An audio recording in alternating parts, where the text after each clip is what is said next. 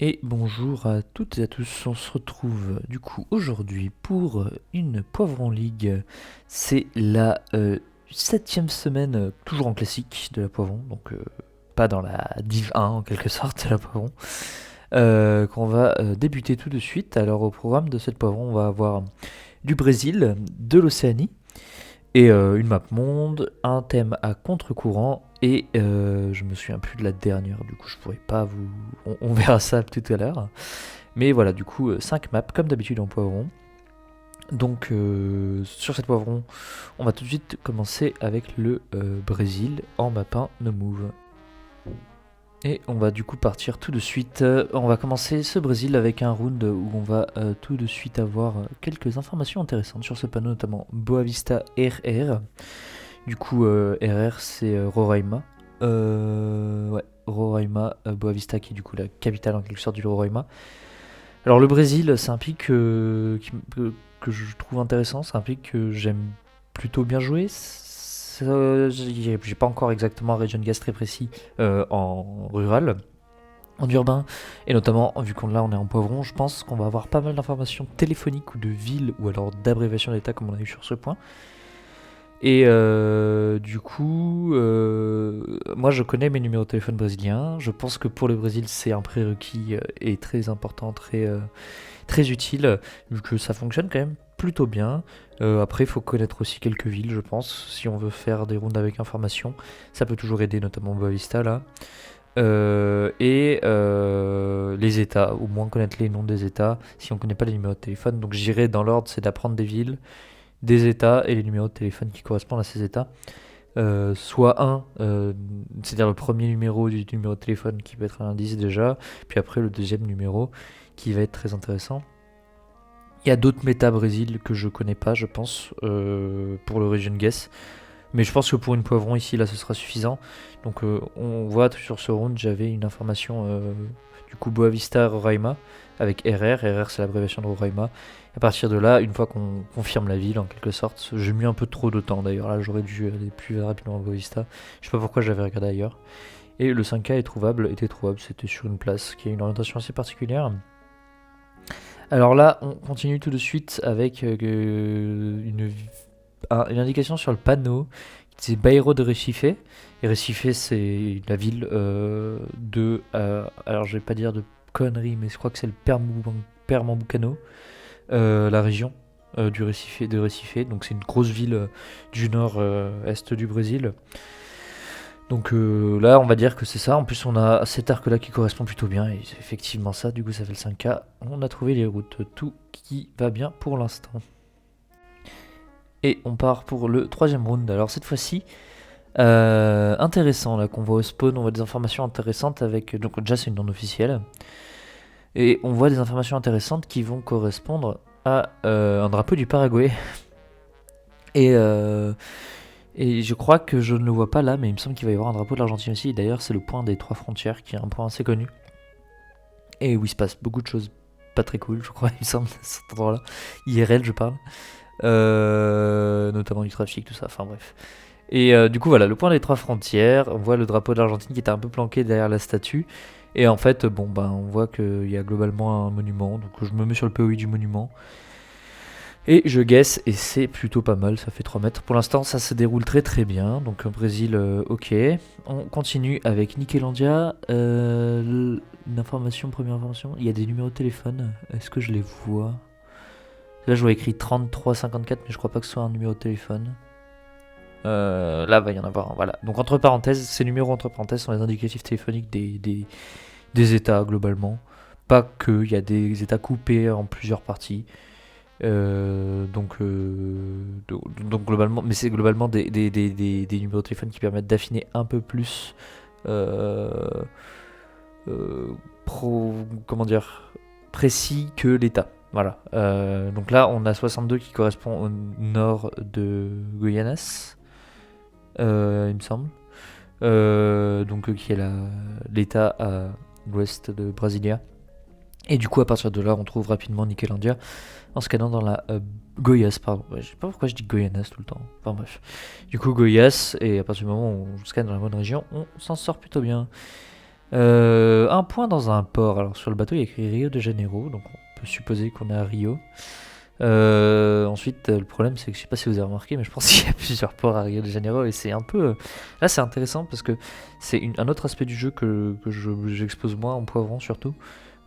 Qui va être vraiment de se orienter par rapport au paysage. Et notamment là, on voit le Christ rédempteur, le Christ le Corcovado, qui est au sud. Donc en fait, à partir de cette orientation, donc en s'orientant par rapport à ce paysage, on peut arriver à trouver cette impasse qui semble plutôt bien marcher. Alors après, il faut encore s'aligner avec le reste. Donc on voit on devrait avoir le centre-ville à l'ouest, on a bien de la ville à l'ouest. On a bien les ponts, donc ça semble être ça. Et donc là, ouais, ça c'est un aspect que je trouve il n'est pas plus exploré que ça en poivron, mais là on le voit bien. C'est vraiment l'aspect de s'orienter par rapport à des montagnes, par rapport à des monuments. Voilà, donc 25K pour cette première map, ça se passe très bien. Pour l'instant, on va essayer de continuer sur la deuxième map qui se passe en Océanie. Et l'Océanie, ça devrait être à 25K aussi. Si c'est pas 25K, je vais pleurer parce que je traîne l'Océanie comme un malade ces derniers temps. Enfin bref, allez, on se retrouve tout de suite pour l'Océanie.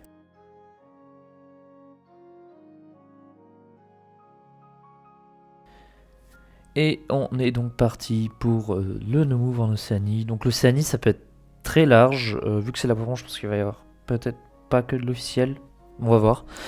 Donc là on commence en Nouvelle-Zélande, donc on peut le voir déjà par rapport à plusieurs aspects, déjà parce qu'il y avait écrit Nouvelle-Zélande il me semble. Ensuite il y a les chevrons, donc la route en chevron rouge là que je suis, c'est une bonne indication. Il y a des poteaux, il y a des bollards en Nouvelle-Zélande très particuliers, il y a des voitures un peu. Il y a beaucoup d'informations qui sont capables d'être prises en Nouvelle-Zélande, il faut juste trouver les bonnes. Là, on voit que je trouve la 51 du coup à Napier, avec l'accent. Napier en français. Moi j'aime pas. Et globalement, bah, là je vais scanner cette route ou le nord pour trouver la Warren Street. Et voilà, à partir du moment où on trouve la Warren Street, ça passe tout seul. Premier round ok, donc Nouvelle-Zélande identifiée rapidement avec les infos. Et on va tout de suite, et là je disais qu'il n'y aurait pas de non officiel, et voilà. Donc ça c'est de la non officielle un peu... c'est la non officielle un peu plus facile entre guillemets des Océanies, ils avaient pu mettre des non officiels bien plus durs. Parce que en fait, mais après c'est de la poivron donc c'est ok. Donc là en fait à Tahiti, ce qui est très cool c'est que globalement, déjà le patch de copyright particulier, pas Google du coup, il y a écrit Tahiti dessus, et en général c'est des voitures de location, il y a écrit le nom de l'île dessus. C'est pas tout le temps le cas. C'est pas tout le temps le cas, du coup ça peut être un peu dangereux. La Polynésie française c'est... Enfin ouais, du coup c'est pas Tahiti, mais ouais, pour Polynésie française c'est un peu grand. Je sais pas si vous le saviez. Et du coup, bah Bora Bora, voilà, on identifie Bora Bora grâce à ça. Après, là on va être à nouveau sur un point de placement. Là peut-être par rapport à des pays, il y a la montagne aussi qui est intéressante. En fait cette montagne elle est au centre de l'île, au centre c'est un atoll, ouais, je sais pas si on dit encore atoll à ce niveau là, enfin bref, du coup au centre de l'île Bora Bora. Et du coup bah en fait à partir de là on peut essayer de s'orienter, mais on peut aussi essayer de s'orienter, il y a une société, on voit la Société Générale, donc on voit, là on voit la banque, donc on a les POI, on a l'orientation de la route qui nous aide. Après c'est pas évident parce que vu que c'est pas officiel, on peut avoir peur un peu sur la map des fois que ce soit mal mappé, tout ça. Bon après là c'est mappé main, on peut espérer qu'ils ont bougé des points si jamais ça pose trop de problème et tout. Donc là ça se passe, c'est good. On continue cette Océanie en Australie cette fois-ci. Puisque là on va avoir Kangaroo Island Connect. Donc Kangaroo Island c'est celle-là. Et là du coup on est à un ferry qui... et alors c'est tout là qui est l'interprétation. D'ailleurs je pense que là je vais timelapse un peu parce que je m'en souviens de ce que j'ai fait sur ce point. C'est que en fait toute la question c'est est-ce qu'on vient ou est-ce qu'on va vers Kangaroo Island. Et moi je vais assumer pendant très longtemps qu'on est à Kangaroo Island vu qu'il y a écrit ça. Et qu'on est vraiment à la bout du terminal. Mais je passe là ça correspond pas du tout. On le voit tout de suite. Et les routes marchent pas. Et en fait on peut voir les ferries sur la carte Google avec les petites lignes bleues. Du coup c'est facile de savoir où est-ce qu'un ferry arrive. C'est-à-dire qu'il y a plein de ports à Kangaroo Island par exemple, mais il y a des ports où il n'y a pas de ferry. Et les ferries, c'est vraiment que les endroits où il y a les tirés bleus et où il y a les gares de ferries, qui ont les mêmes représentations sur la carte que les gares trains, sauf que c'est un bateau dedans et pas un train. Et du coup, bah là, on voit que je suis sur la gare de ferry euh, de Penshaw à Kangaroo Island, mais qu'il n'y a rien qui fonctionne. Donc voilà, là je vais voir s'il y a d'autres potentiels codes qui peuvent marcher et on va voir si j'arrive à m'en sortir.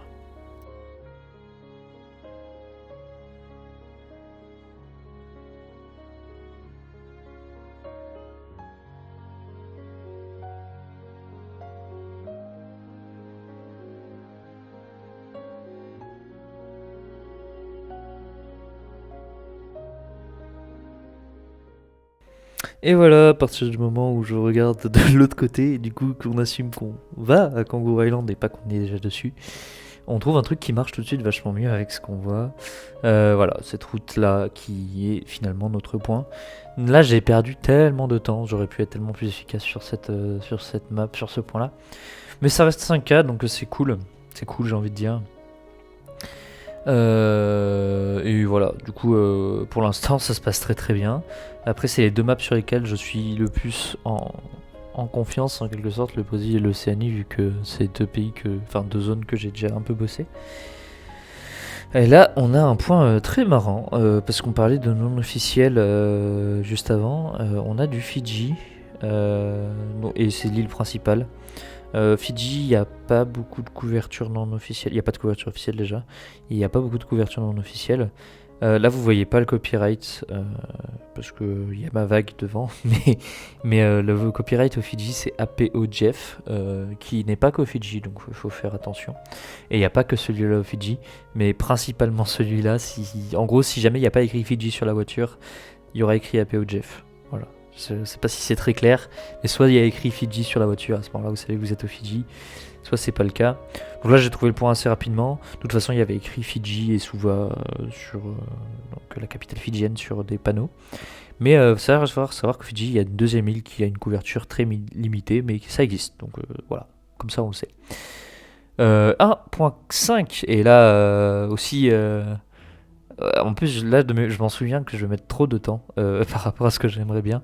Parce que là, on est au Samoa American. Samoa American, c'est un pays que je trouve très intéressant. Mais en fait, c'est trop simple. Enfin, je sais pas comment dire, mais il y a un niveau où ça va être beaucoup trop facile. C'est-à-dire que les Samoa American, c'est vraiment. Si vous voulez commencer à maîtriser, même à un niveau très, très, très bas, si vous commencez à maîtriser un pays par cœur, je dirais qu'il y a les Samoa américaines, ça tombera jamais, hein. Mais alors, ça fait partie des pays où même sans information, vous devriez être capable, c'est possible de 5K sans info, juste en connaissant limite la Street View par cœur. Parce que, en fait, les Samoa américaines, où c'est très intéressant, c'est qu'il y a 4 îles qui ont une couverture. Les Samoa américaines, je crois qu'il y a 5 îles en tout dans l'archipel, donc c'est pas toutes les îles. L'île principale, donc là sur laquelle on se trouve, qui a une caméra où on voit l'arrière du pick-up. L'île la plus à l'est, là on va pas les voir sur la carte, où on voit un pick-up gris et l'avant. Et l'île entre les deux, où on voit le pick-up noir mais l'avant. Et l'île, une toute petite île qui est proche de l'île principale, où c'est un trekker à pied. Donc c'est vraiment des... Donc là on voit que je mets beaucoup de temps, parce qu'en plus ça je connais... Enfin, c'est censé aller très vite là. Donc là je trouve le bâtiment avec la forme un peu particulière qui est au nord. Le canal est pas mappé, mais bon, c'est pas très grave. Donc voilà, donc Samoa américaine, vraiment, si vous avez envie d'apprendre un pays comme ça, sur le bout des doigts, les Samoa américaines, c'est un très très beau... C'est pas un pays, pardon. C'est un très très beau territoire. C'est Samoa américaine, vraiment, en y travaillant l'Océanie, j'ai trouvé ça incroyable, c'est vraiment magnifique. Et c'est facile à apprendre, donc je pense que c'est que du plaisir. C'est vraiment un très bon moyen de commencer à apprendre des méta sur GeoGuessr, Samoa américaine. Ça servira pas à grand chose en duel et tout ça, mais c'est satisfaisant et ça permet de se créer des mécaniques en quelque sorte d'apprentissage, tout ça. Donc je trouve que c'est vraiment un territoire intéressant à apprendre au début. Voilà. On va tout de suite passer du coup à la map 3, là je digresse beaucoup, qui est la map World No Move du coup, et on se retrouve tout de suite. Et on est parti du coup pour la World. Donc pour l'instant ça se passe très bien. Les 2 maps où je suis censé faire le 25K, je les ai faites. Je l'ai peut-être pas faites aussi rapide que je voulais, mais j'ai quand même été assez rapide. Et ça se passe très bien, donc reste juste à rester constant dans cette très bonne dynamique. On commence tout de suite en Afrique du Sud. L'Afrique du Sud, on la reconnaît tout de suite. Déjà avec le paysage qui aide beaucoup. Et si vous avez un 50-50 dans cette situation, les panneaux avec des routes air jaune, ce sera l'Afrique du Sud. Voilà, donc là, globalement, c'est assez identifiable. C'est vrai que c'est un pays qui au début 50-50 pas mal avec l'Australie et même des fois encore pour moi sur des zones très rurales. Mais globalement, maintenant ça se passe bien. C'est pas un pays très très dur. Il y a des méta qui s'apprennent. Il y a un region guess très cool qui est expliqué par Tal Impala dans une de ses vidéos. Sur l'Afrique du Sud, qui je trouve pareil, une très bonne introduction à l'Afrique du Sud dans GeoGuessr. Et du coup, voilà, là je trouve tout de suite l'intersection parce qu'il y avait les routes indiquées en pentagone bleu, et voilà, donc ça se passe bien. On continue tout de suite. Là, c'est un point. Alors, je crois que c'est la Tunisie. Oui, donc là, la Tunisie qui est identifiable très vite avec une Gen 3. C'est écrit en arabe et en français. Et, et globalement, cette voiture marron qui nous suit. Alors, je sais que la voiture n'est pas pareille partout dans le pays. Mais je connais pas exactement la différence. Je sais que c'est une méta qui peut s'apprendre. Là, c'est intéressant. C'est un très beau point avec un vestige. On trouve la ville donc, qui était indiquée. On trouve l'amphithéâtre au milieu, El Jem. Donc ça a l'air de plutôt bien se passer.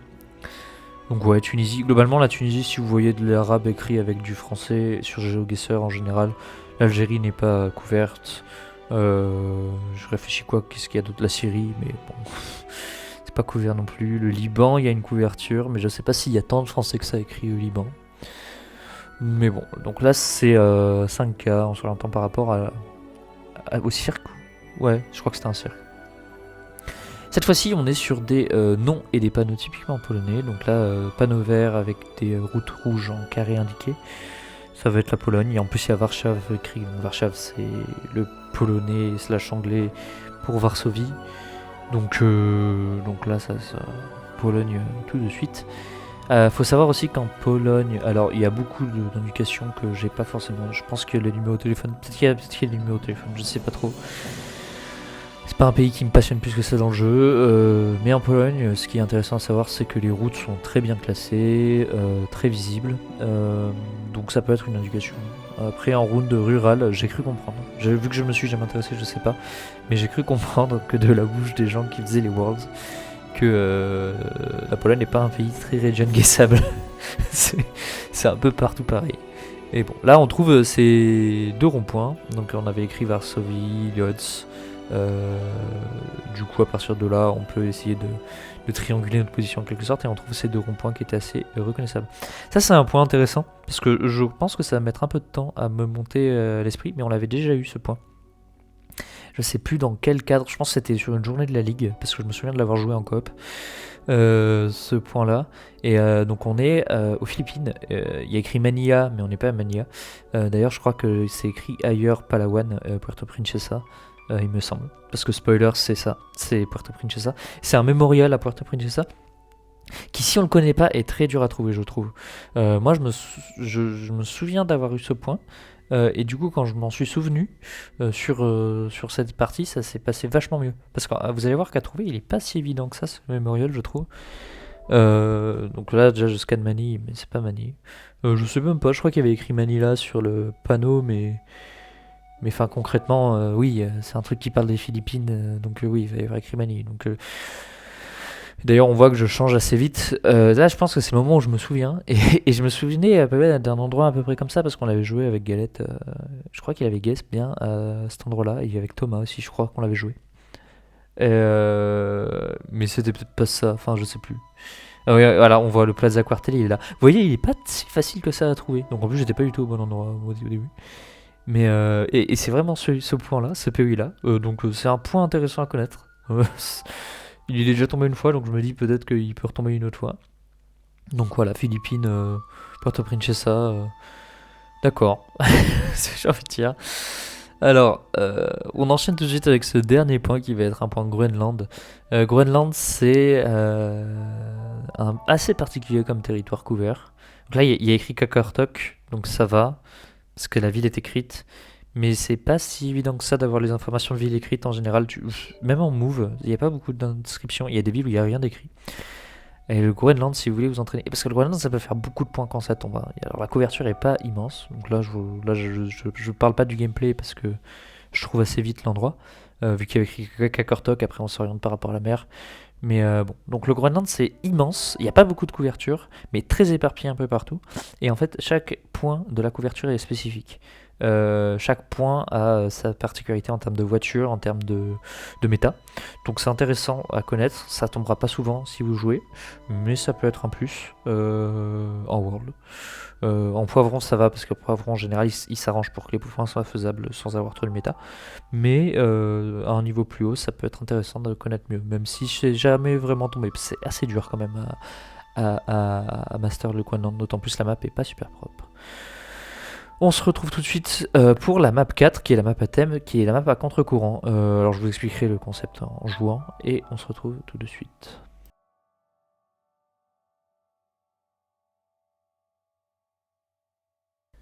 Et on part tout de suite du coup pour cette map à contre-courant. Alors le principe de la contre-courant. Alors que là je vais parler en même temps que je joue, donc là c'est la Roumanie, on est au bord du Danube.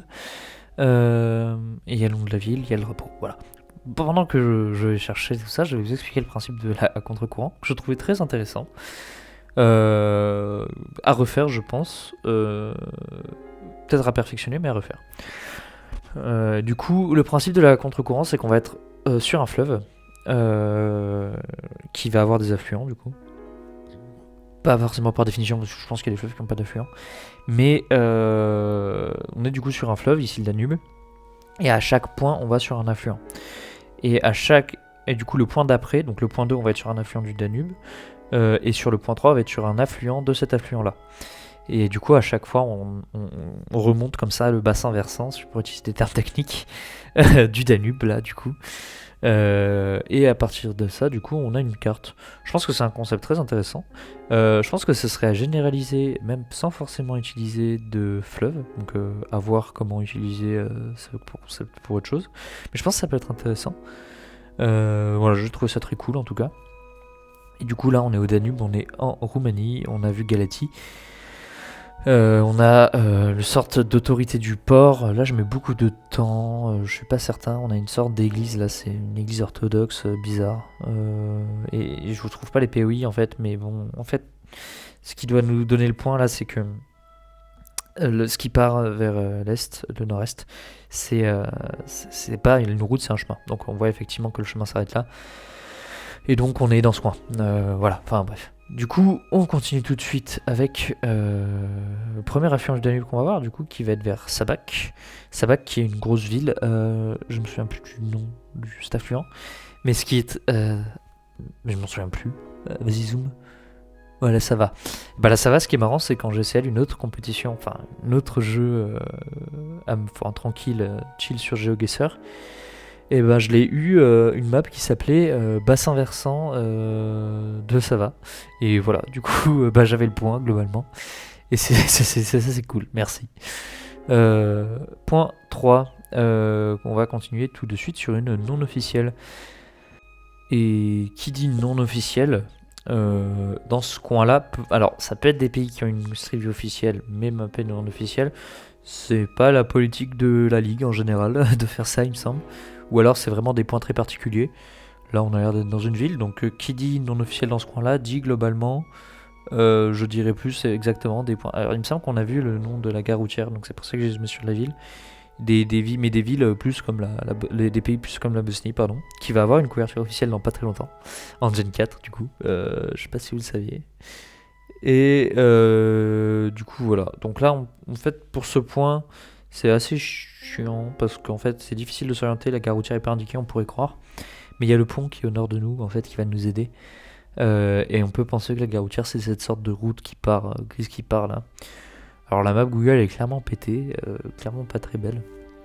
Mais c'est souvent le cas hein, dans les pays où Google n'a pas de Google Car officiel. Hein. Et globalement, Google, c'est quand ça les intéresse qui vous mappe, qui mappe bien. Et même certaines fois, dans des pays où il y a de l'officiel, en fait, c'est n'importe quoi. Donc je sais pas comment ils font ça, mais là on voit que c'est un peu embêtant. Donc ça c'est 23 mètres, mais ça reste 5000. Mais on voit Thibaut qui est juste derrière moi là, qui a fait 2 mètres de plus, qui a pas le 5000. Donc c'est un peu chiant. Bon, moi je serais de pour qu'on dise que ce point c'était 5K pour tout le monde. Parce que bah il était un peu. Enfin en tout cas si jamais, pas 5K pour tout le monde, mais 5K pour les gens qui étaient genre à 4990 et quelques, tu vois. Parce que pour la finale, c'était pas très simple. Donc là, on a de l'officiel pour le coup. Et alors, si on suit notre logique avec ces panneaux jaunes, cette génération de caméras, et le fait qu'on remonte le bassin versant, et ben on est au Monténégro. En fait, ça laisse pas beaucoup d'autres options. La Croatie, ça va pas ressembler à ça. Globalement, bah, j'aime bien le Monténégro. Après, le problème, c'est que sur ce point, alors je sais pas si... Là c'est une vraie question, pour le coup je pense plus pour les mappeurs. Je ne sais pas si sur ce point les autres joueurs voyaient les villes qui étaient indiquées au fond. Parce que moi perso je ne vois pas du tout. Je vois une bouillie de pixels où je n'arrive pas à identifier un seul nom de quoi que ce soit. Donc bah écoutez, c'est un peu de dire bah là faut trouver une ville qui a une orientation sur un affluent du Danube dans ce coin-là. Donc et il y a cette orientation là nord-sud avec on a vu qu'en plus il y avait un arrangement, donc effectivement ça pourrait être cette route. Mais là j'avoue sans avoir les informations des panneaux c'est un peu complexe. Je sais pas si c'était voulu ou pas. Si c'était voulu bah écoutez il faut faire avec, hein, c'est-à-dire qu'il y a de quoi faire, il y a assez pour faire le 5K normalement. Mais si c'était pas voulu, voilà, je dis juste que bah, on voyait pas forcément super bien ces panneaux, ce qui peut rendre la tâche un peu difficile. Mais bon, si on retient les informations qu'on a avant, plus le fait qu'on est sur un affluent de Sava, non pas de Sava, du coup de l'autre fleuve qu'on avait avant, je ne sais plus ce que c'est, le fleuve qu'on avait en Bosnie, et bien globalement, on peut constater que bah, en suivant ce fleuve, on va peut-être trouver un truc qui correspond. Alors on a cette route là, mais est-ce que c'est ça? L'orientation marche pas vraiment. Donc non, je ne suis pas trop partisan de cet endroit. Donc on va remonter globalement le fleuve hein, pour arriver à un truc comme ça. Et là ça marche bien effectivement parce qu'on a les trois embranchements mappés. Donc voilà. Donc le 5K y est, mais effectivement c'était peut-être le point le plus dur depuis le début, je pense. Et là, on arrive sur un dernier point où on est toujours au Monténégro. Du coup, c'est plus logique parce que plus on remonte, plus les affluents vont être petits. Donc, par conséquent, on est forcément au Monténégro. Et du coup, là, on va devoir chercher sur un affluent du coup de ces fleuves qui descend en nord-sud sur la partie est du Monténégro. Un affluent qui pourrait correspondre. Il y a une information de ville. Eh non, c'est ça. Alors, je vais le dire, même si sur le coup, là, je ne le sais pas. Mais je pense, du coup, que Rijeka veut dire fleuve ou un truc comme ça. Je n'en savais rien à ce moment-là et je n'en sais toujours rien parce que je n'ai pas vérifié cette information. Mais j'ai trouvé qu'il y avait des Rijeka partout. Donc Rijeka, pour le fait dire sans l'accent. Et il y a des Rijeka partout. Et je crois que le panneau qui est indiqué là, c'est en fait le nom Rijeka et le nom de la rivière qu'on traverse. Donc là, ça va m'induire un peu en erreur parce que je vais chercher ce bled là pendant un certain temps. Et sinon, on va essayer de bosser avec l'orientation et un fleuve qui a cette bonne orientation. Voilà, donc je vais vous laisser. On va voir si j'arrive à trouver ça et c'est parti.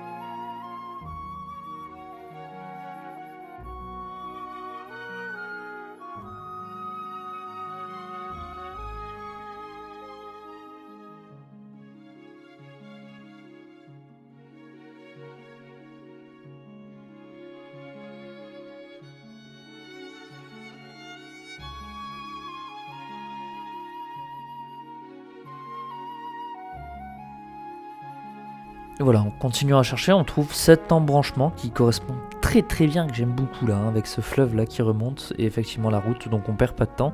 C'est sans cohérence, c'est le 5K, on a... et 25K mine de rien sur une map qui me semble pas être tant 25K que ça, parce qu'il y avait quand même 3 points pièges, je trouve que les 3 derniers étaient assez pièges. Et du coup on remarque effectivement que le Rijeka, c'est Rijeka du nom de la rivière qui passe au-dessous de ce pont. Donc à voir, c'est vrai que ce serait une information intéressante à savoir, parce qu'il me semble qu'on va souvent écrire Rijeka dans ce genre de pays, dans ces pays Balkans. Et voilà, donc on va finir du coup cette cactus, et on est toujours en liste pour le 5 x 25K. Donc si possible, pour la première fois, historique. Mais voilà, du coup on va continuer, et le thème de la dernière map du coup c'est les mots génériques dont on s'en fout. Donc les mots génériques qui veulent globalement pas dire grand chose, qui donnent pas vraiment d'informations. Donc on va voir si on peut se débrouiller plutôt bien sur cette map, et je vous retrouve tout de suite. Et on est parti du coup pour cette dernière map avec les mots dont on s'en fout en quelque sorte. Alors là on est en Indonésie, donc les mots dont on s'en fout, il y en a beaucoup. Je vais pas vous mentir. Mais il y a écrit Makassar sur cette, ce magnifique panneau. Et on est à Fort Rotterdam à Makassar. Il me semble qu'en plus j'avais eu un point il n'y a pas si longtemps que ça à Makassar, dans un autre contexte, et que je l'avais pas trouvé, ça m'avait saoulé. Parce que Makassar c'est dur en homo, je trouve. Mais là, Fort Rotterdam en fait je le trouve assez vite, donc ça c'est cool. Mais c'est vrai que sinon, c'était dur. Je me souviens du point dont je parle d'avant, c'était chiant. De toute façon, l'Indonésie, je suis... Ouais, faut que je travaille l'Indonésie, parce qu'en vrai je dis ça, mais les Philippines, je disais ça aussi, j'ai bossé les Philippines, en fait, je trouve ça cool. Donc pour l'instant, c'est bon. On continue tout de suite avec encore du Brésil, et là, on a un numéro de téléphone. Je ne m'en souviens plus, mais de toute façon, Héros, c'est Rondonia, voilà. Et il me semble qu'on est... parce qu'il y a écrit Est... Là, ouais, donc on serait à la frontière Rondonia. Je crois que c'est ça que ça veut dire, hein, globalement. Cette histoire, mais on n'est pas de ce côté-là, non. Non. Là, je pense que tu te méprends. Parce que je pense qu'on est plus de l'autre côté. Voilà, donc donc comme je disais tout à l'heure, on a encore un point de sud, voilà. Donc là on a tout ce qu'il faut, hein. On a le numéro de la route, donc c'est une route équivalente départementale chez nous, route d'état, RO 464, un peu comme ils ont aux États-Unis. C'est pas une route nationale. Après il y a des noms de villes qui devraient être visibles, mais d'ailleurs je crois que j'en ai vu un là. Je crois que le plus loin je l'ai vu, Macadinho. Et en fait c'est pas une frontière, je croyais que c'était une frontière du fait qu'il y avait écrit Rondonia comme ça, mais finalement non, j'ai pas l'impression. Et là j'ai la route du coup. Maintenant il suffit de trouver... Ah si, c'est ça. Genre on a un rond-point là-bas. Ah oui, on a le rond-point là. Ah oui, c'est vrai, mais si c'était ça, c'était pour ça, c'est parce qu'en fait c'est le début de la 464. Si je me trompe pas. Ouais, en fait elle part... Ouais, non, c'est pas vraiment le début. Bon. Bref, c'était ça, c'était le bon endroit. Je me souviens même plus du nom. Je crois que c'était Amazonia, le mot dont on s'en fout. Seyir, mot dont on s'en fout. Oui, Turquie, du coup. Seyir qui dit centre. Peut-être pas, je sais pas, j'avoue. J'ai oublié. Mais là, on est en Turquie. En Turquie, il y a pas mal de region gas sur l'architecture et sur les paysages qui peut être utile. Et il y a un autre truc qui est très puissant en Turquie. Donc là, on va pas s'en servir. Parce qu'en plus, on a la ville, Osmaniye. Et en plus, on a le croisement. Donc je vais même pas forcément avoir le temps de le lire. Et c'est un truc que je devrais apprendre, c'est les numéros. Ils ont des numéros de département un peu équivalents à ce qu'on a en France, en fait. Et les routes départementales ont des numéros devant. Et c'est indiqué partout, ça, sur les routes. Donc en rural, ça peut être super puissant. Mais voilà, je l'ai jamais appris. Et je pense pas que je vais l'apprendre tout de suite parce que j'ai d'autres choses à faire là. Mais globalement intéressant. À mentionner. Là, maintenant, on est en Belgique. Donc pas grand chose à dire là, j'avoue, le point est pas évident parce que Belgique, alors en fait je vois, hein, et je l'ai vu d'ailleurs sur le moment, qui a écrit Blankenberg, il me semble, au fond, je crois que c'est écrit Blankenberg, mais c'est ça, Blankenberg, ouais. Mais je connais pas en fait, donc s'il y en a qui connaissent, qui regardent, ben effectivement vous me direz, mais oui t'es un connard parce que Blankenberg c'est une ville super visible sur la côte. D'ailleurs je pense que là on la voit. Oh ouais on la voit tellement. Bref, mais je la vois pas, donc je la connais pas, donc voilà, si on l'a vu, si vous avez regardé au nord là de où je suis, vous devriez dû la voir. Mais je pense que ce qui m'a induit en erreur là pour l'instant, c'est le fait qu'il y a un tram, et enfin je me dis qu'un tram c'est dans une grosse ville. Et quand on voit qu'à Bruges il n'y a pas de tram, je me dis bah c'est dans une ville soit équivalente, soit plus petite que Bruges. Réflexion débile, hein. Mais voilà, c'est ma réflexion. Du coup, on va voir si je trouve Blankenberg. Et si je le trouve pas, bah tant pis. Ce serait triste parce qu'on est quand même à 15K, à 2,5K du 5x25. Mais bon, on va voir.